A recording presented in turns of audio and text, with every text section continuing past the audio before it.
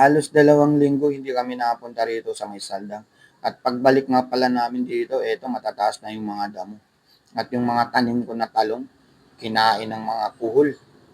Mamumunga na sana yun eh. Kasi may mga bulaklak na pero kinain ng mga kuhol.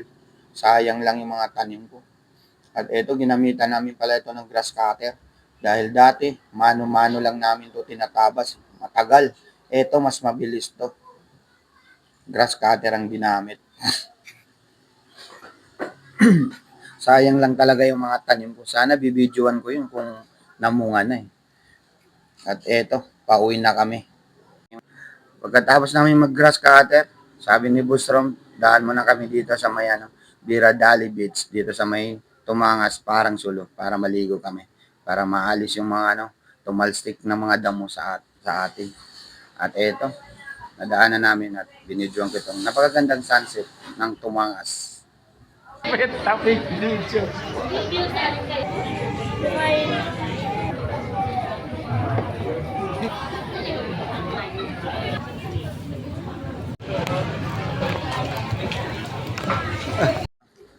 At nung pagkatapos namin maligo dun sa may Biradali Beach, sabi ng boss, bago daw kami umuwi, ay kakain muna daw muna kami.